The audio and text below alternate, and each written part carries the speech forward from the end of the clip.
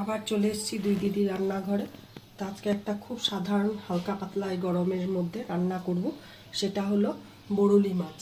তো এটা হলো তিস্তার বরলি, আমাদের এদিককার বেশ বড় বড় সাইজে, খুব ফ্রেশ একদম মাছটা।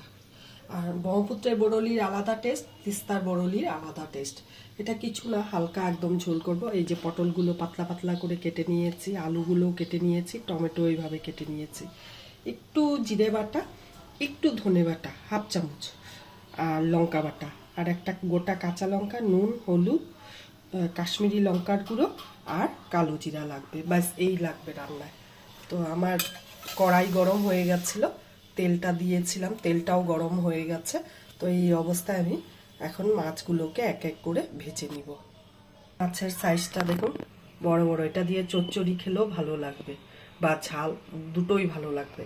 তো কিছুটা মাছ আমি রেখে দিয়েছি, পাতলা ঝোল করব, একবেলায় খাবো বলে একটু মাছ করছি। তো এখন আমি মাছগুলোকে ভাজবো, ডিপ ফ্রাই করবো না, তবে মোটামুটি ওরকমই করবো।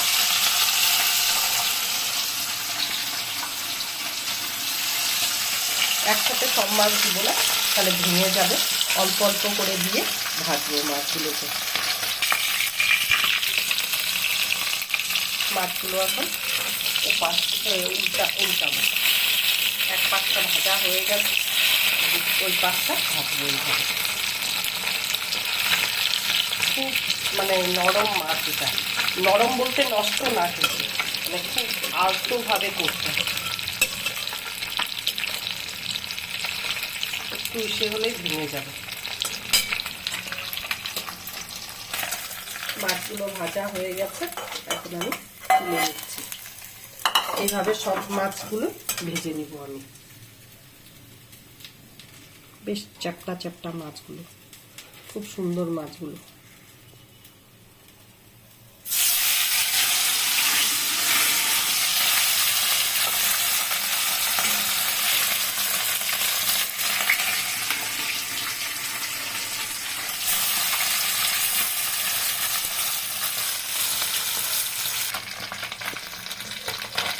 সব মাছগুলো ভাজা হয়ে গেছে, এখন আমি তুলে দিচ্ছি।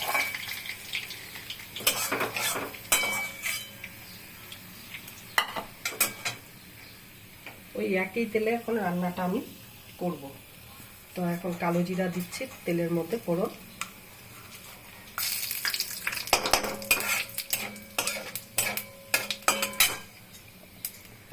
প্রথম দেব আলুটা,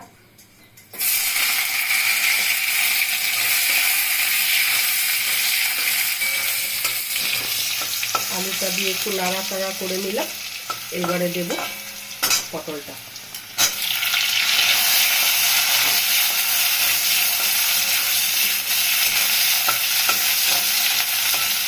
পটলটা দিয়ে একটু নাড়াচাড়া করে নিলাম। এবার দেব টমেটোটা,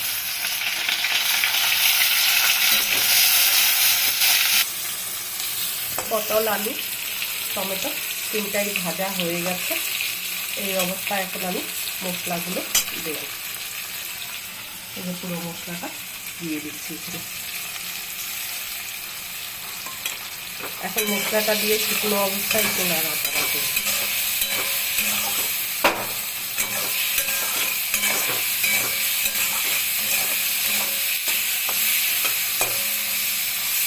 শুকনো অবস্থায় একটু ভাজা ভাজা করে নিলাম।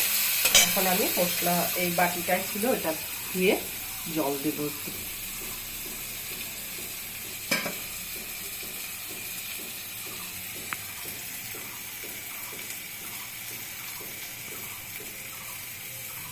এই যে বাটি ধোয়া জলটা দিচ্ছি।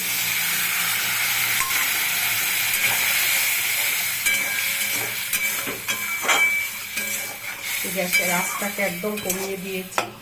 সুন্দর আলুটাও সেদ্ধ হবে, পটলটাও সেদ্ধ হবে। এখন তো একদম নতুন কচি পটল না, খুব ভালো লাগে খেতে। একটু চাপা ঢাকা দিয়ে দিব। এখন ঢাকনাটা তুলব। মশলার জলটা অনেকটাই শুকিয়ে গেছে, এখন একটু নাড়াচাড়া করবো। গ্যাসের ফ্লেমটাকেও বাড়িয়ে দিলাম। পটলও সেদ্ধ হয়ে গেছে, আলু আর একটু সেদ্ধ হবে।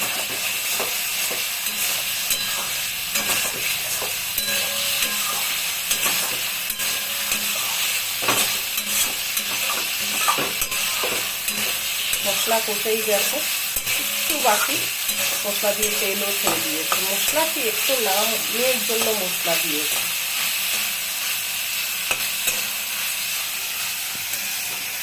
অল্প তেল অল্প মশলা, একদম সাদা মাটা পেশেন্টের ঝোলগুলো তো ভালো লাগে না, না তাহলে মুখটা ভালো নেই, আরও ভালো লাগে না।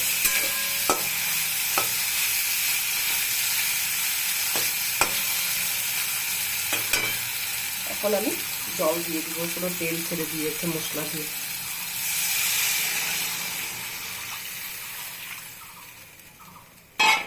অনেকটা জল দিলাম, পাতলা ঝোল করবো একদম, গরমের এটা পারফেক্ট খাবার।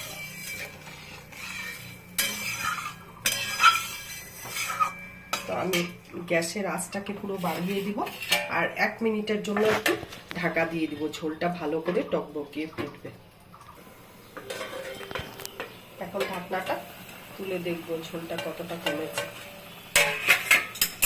অনেকটাই কমে গেছে, অনেকটা জল দিয়েছিলাম।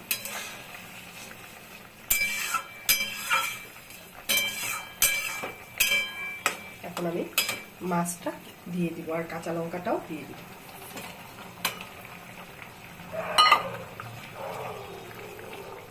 এরকম ঝোল খেতে সবাই আশা করি পছন্দ করে, কেন পাতলা ঝোল খুব ভালো লাগে।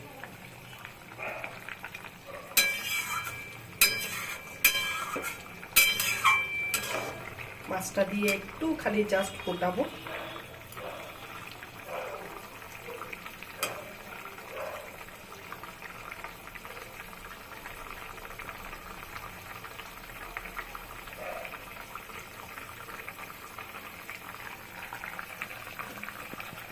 এবার আমি গ্যাস অফ করে দিব। তো আমার বরলি মাছের পটল আলু দিয়ে টমেটো দিয়ে পাতলা ঝোল হয়ে গেছে।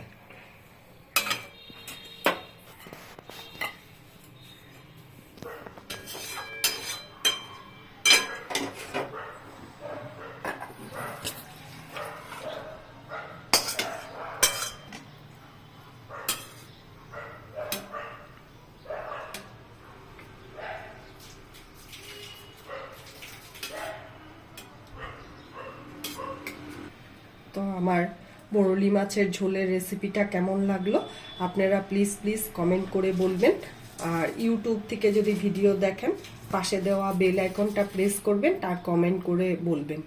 আর ফেসবুক থেকে যারা দেখেন, তো আমার একটা পরিবার আছে, সবাইকে আমি রিকোয়েস্ট করি যে আমার রান্নাগুলো যদি তোমরা ইচ্ছুক থাকো একটু গিয়ে আমার চ্যানেলটা ভিজিট করো। বারবারই বলি আমার চ্যানেলের নাম দুই দিদির রান্নাঘর। তো প্লিজ তোমরা একটু গিয়ে ভিজিট করো আর চ্যানেলটাকে একটু সাবস্ক্রাইব করে দিও। তো কেমন হলো রান্নাটা কমেন্ট করে অবশ্যই বলো। তো আজকের জন্য ভিডিওটা রাখছি, গরমে অনেক পাতলা পাতলা রেসিপি নিয়ে আসবো এরকম ধরনের। তো রাখছি, টাটা।